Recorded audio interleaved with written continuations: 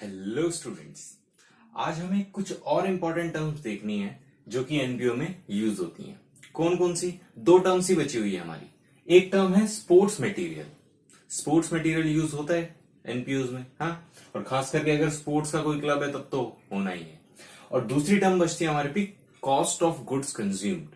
उसकी हम इसके बाद बात करेंगे। तो सबसे पहले देखते हैं स्पोर्ट्स मटेरियल की क्या ट्रीटमेंट होती है एनपीओ के अंदर। इसमें दो जगह ट्रीटमेंट होती है इसकी, बैलेंस शीट में भी होती है और इनकम एंड एक्सपेंडिचर अकाउंट में भी होती है। और इसके दो केसेस बनते हैं। पहला केस कि जब ये परचेज किया जाता है और रखा जाता है उस टाइम पे क्या ट्रीटमेंट होती है, जब यूज किया जाता है उस टाइम पे। और दूसरी होती है कि जब इसको सेल किया जाएगा तब इसकी ट्रीटमेंट किस तरीके से हुई। तो देखते हैं सबसे पहले कि इसकी स्टार्टिंग की ट्रीटमेंट कैसी होती है। मैंने कहा दो जगह होता है, पहले का बैलेंस शीट में। तो बैलेंस शीट में इसका होता है स्टॉक, क्योंकि जब भी हम कोई स्पोर्ट्स मटेरियल खरीदेंगे उसको रखा जाएगा और वो हमारी एसेट है, तो उसका स्टॉक कहां शो होगा? बैलेंस शीट में स्टॉक दिखाएंगे उसका कि हाँ इतना मटेरियल हमारे पास है। क्लियर है ये बात? नेक्स्ट देखो, नेक्स्ट क्या है? इनकम एंड एक्सपेंडिचर अकाउंट में। अब यहां पे कब दिखाएंगे? ये जो स्टॉक है ना बैलेंस शीट में, इसमें से जो भी हम इस साल यूज करने वाले हैं, जो भी कंज्यूम किया जाएगा ड्यूरिंग द ईयर, उसको हम कहां दिखाएंगे? इनकम एंड एक्सपेंडिचर अकाउंट में दिखाएंगे। किस तरफ दिखाएंगे? उसको डेबिट साइड दिखाएंगे, उसको डेबिट कर देंगे इनकम एंड एक्सपेंडिचर अकाउंट में, जितने अमाउंट से कंज्यूम किया होगा इस साल में। क्लियर है बात? तो ये ट्रीटमेंट हो गई उसकी नॉर्मल की। अब बात करते हैं जब इसको बेच रहे हैं तो क्या ट्रीटमेंट होगी। सेल की ट्रीटमेंट इसकी थोड़ी सी ध्यान देने वाली है।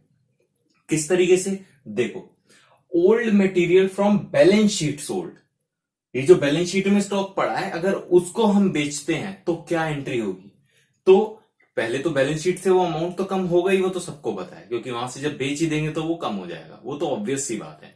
जो इसमें देखने वाली चीज है वो ये है कि अगर बेचने पे तो कोई गेन हो रहा है, मान लो 10,000 का स्पोर्ट्स मटेरियल था पुराना, उसको 12,000 में बेच दिया, तो क्या हुआ? 2,000 का बेनिफिट हो गया, गेन हो गया 2,000 का। वो 2,000 का गेन कहां जाएगा? वो हो जाएगा क्रेडिट कहां पे? इनकम एंड एक्सपेंडिचर अकाउंट में। क्लियर है ये बात? और अगर यही लॉस हो रहा हो तो 10,000 का जो था हमारा स्पोर्ट्स मटेरियल, उसको अगर 8,000 में हम बेच रहे हैं तो क्या हुआ? 2,000 का लॉस हो गया यहां पे। अब इस लॉस को कहां दिखाएंगे? इसको दिखाएंगे डेबिट साइड में, इनकम एंड एक्सपेंडिचर अकाउंट के। क्लियर है? तो ध्यान रखना, जब भी मटेरियल जो बैलेंस शीट में पड़ा है उसमें से बेच रहे हैं और कोई प्रॉफिट होता है, गेन होता है, तो उसको इनकम एंड एक्सपेंडिचर के क्रेडिट में दिखाएंगे, और अगर लॉस होता है तो उस इनकम एंड एक्सपेंडिचर के डेबिट साइड में दिखा देंगे। क्लियर है? अब बात करते हैं दूसरे केस की। दूसरा केस क्या है? Material debited to income and expenditure account sold. ये जो दूसरा केस यहां था, इनकम एंड एक्सपेंडिचर अकाउंट में जो हमने कंज्यूम किया था उसको डेबिट किया था ना, अगर इसमें से कुछ अगर हम बेचते हैं तो क्या किया जाएगा? तो उसको क्रेडिट कर दिया जाएगा इनकम एंड एक्सपेंडिचर अकाउंट में। ध्यान देना, पहले के केस में क्या था, क्योंकि बैलेंस शीट से बेच रहे थे तो वहां से माइनस करने के बाद सिर्फ प्रॉफिट और गेन का जो अमाउंट था वो इनकम एंड एक्सपेंडिचर में आया था। लेकिन जब इनकम एंड एक्सपेंडिचर में हमने किस चीज को पहले ही डेबिट कर दिया है, जो कि हमने कंज्यूम किया होगा उसको डेबिट कर दिया है, तो जब उसको बेचेंगे तो उसको क्रेडिट भी कहां करेंगे? इनकम एंड एक्सपेंडिचर में, उस पूरे अमाउंट से जितना हमने बेचा होगा। क्लियर है ये बात? तो इस तरीके से पूरी ट्रीटमेंट होने वाली है स्पोर्ट्स मटेरियल की एनपीओ के अंदर। अब बात करनी है हमें कॉस्ट ऑफ गुड्स कंज्यूम की ट्रीटमेंट किस तरीके से होगी। ठीक है, तो अब देखते हैं कॉस्ट ऑफ गुड्स कंज्यूम क्या होता है। कॉस्ट ऑफ गुड्स कंज्यूम्ड, नाम से पता चल रहा है किस चीज की कॉस्ट? जो गुड्स कंज्यूम किए गए हैं, जिसमें से एक की बात अभी हमने की जो था स्पोर्ट्स मटेरियल।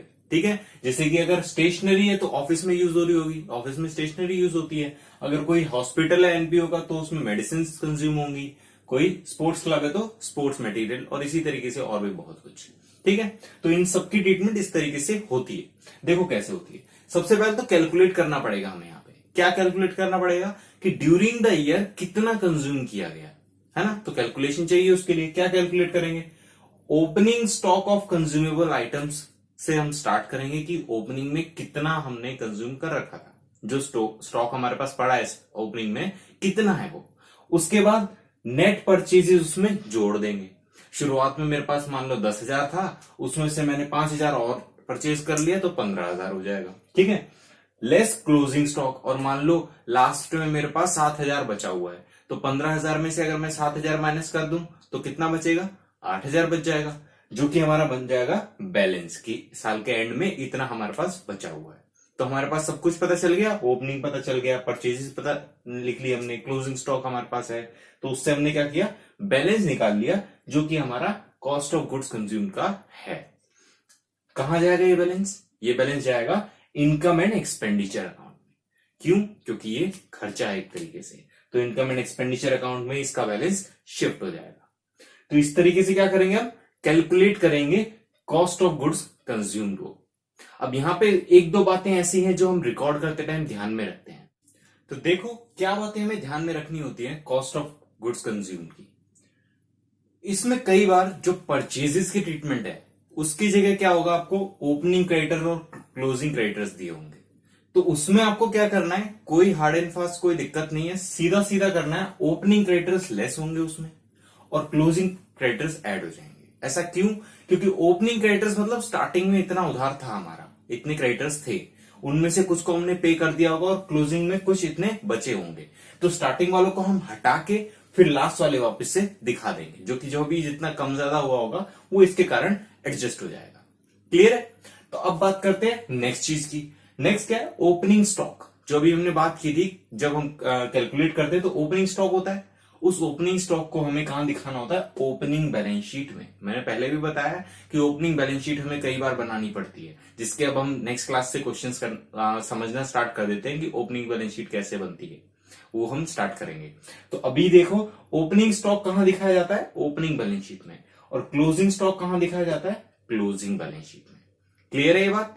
क्लोजिंग बैलेंस जो भी लास्ट वाला होगा, जो बचा होगा लास्ट में, उस स्टॉक को क्लोजिंग बैलेंस शीट में और ओपनिंग को ओपनिंग में दिखाते हैं। और creation of creditors for consumable goods account, ये अकाउंट आपको एक बनाना पड़ता है। कब बनाना पड़ता है? जबकि क्रेडिट परचेजेस का कुछ बता ना रखा हो। जैसे कि यहां मैंने बोला कि क्रेडिटर्स वगैरह बता रखे हैं ना थोड़े बहुत, और क्रेडिट परचेज पता चल जाती है, लेकिन यहां पे इसमें नहीं बता रखा होता, तब हमें ये अकाउंट बनाना होता है creditors for consumable goods account. क्या करेंगे इस अकाउंट में? कुछ नहीं है हार्ड एंड फास्ट, ओपनिंग लेंगे, उसमें जितना कम ज्यादा हुआ होगा वो दिखा देंगे, जो पेमेंट करी होगी वो दिखा देंगे, जो नया माल उनसे परचेज किया होगा वो दिखा देंगे। दोनों तरफ डेबिट क्रेडिट का बैलेंस बनेगा, बहुत आराम से आपको यहां से निकल के आ जाएगा कि कितनी क्रेडिट परचेज किया आपने। कोई मुश्किल अकाउंट नहीं है, बहुत ईजी है। इसका एक क्वेश्चन मैं दे दूंगा, प्रैक्टिस कर लीजिएगा। तो लास्ट इसमें क्या देखना होता है हमें, कि ये रेवेन्यू रिसीट होती है। क्या? जब हम रिसिप्ट जो हम करते हैं सेल करके कंज्यूमेबल आइटम्स की, जितने भी कंज्यूमेबल आइटम्स हैं जो मैंने अभी बात की, स्टेशनरी हो गया ऑफिस में, स्पोर्ट्स मटेरियल हो गया, ठीक है, मेडिसिन हो गई, ये जो भी हमारा कंज्यूमेबल आइटम्स है, इनको अगर हम सेल करते हैं तो ये क्या होती है, हमारी रेवेन्यू रिसीट होती है, कैपिटल रिसीट नहीं होती है। हम इसको डे टू डे कंकरंट ही मानते हैं कि अभी मतलब लगभग होता रहता है बार बार। इसको क्या हम मानते हैं, रेवेन्यू रिसीट मानते हैं। तो इसकी ट्रीटमेंट हमेशा रेवेन्यू रिसीट की तरह ही होगी। जहां पे रेवेन्यू रिसीट लिखी जाती है वहीं लिखेंगे, जहां नहीं लिखी जाती है वहां नहीं लिखेंगे। क्लियर है ये बात? तो कॉस्ट ऑफ गुड्स कंज्यूम्ड में ये सारी बातें भी ध्यान रखनी पड़ेंगी। जब क्वेश्चंस आएंगे तब इनमें से आपको कुछ कुछ बातें दिखाई देगी एक एक क्वेश्चन में। ऐसे पर्टिकुलरली इसका कोई फॉर्मेट वगैरह एग्जांपल नहीं है। जब क्वेश्चंस करोगे तो एक एक चीजें आपको हर क्वेश्चन में दिखाई देने लगेंगी, तो उनमें आपको इन बातों का ध्यान रखना है, बहुत जरूरी। ठीक है, तो आज के लिए इतना ही। हमारे सारे जो भी इंपॉर्टेंट टर्म्स थे और उसके अकाउंटिंग ट्रीटमेंट थी पूरे हो चुके हैं। अब बस एक ही टॉपिक बाकी बचा है जो मैंने अभी बताया, ओपनिंग बैलेंस शीट वाला, जिसमें ओपनिंग बैलेंस शीट हमें बनानी पड़ती है कब, जब हमें रिसिप्ट एंड पेमेंट अकाउंट दिया हो और थोड़ी सी एडिशनल इंफॉर्मेशन दी हो। उसके बाद वो बोलता है कि बनाओ इनकम एंड एक्सपेंडिचर और बैलेंस शीट। ठीक है, तो उस केस में किस तरीके से हमें सारी ट्रांजेक्शन्स करनी होती हैं, कैसे कैसे ट्रीटमेंट्स करनी होती हैं, वो हम देखेंगे नेक्स्ट क्लास से। तो आज के लिए इतना ही, बाय बाय।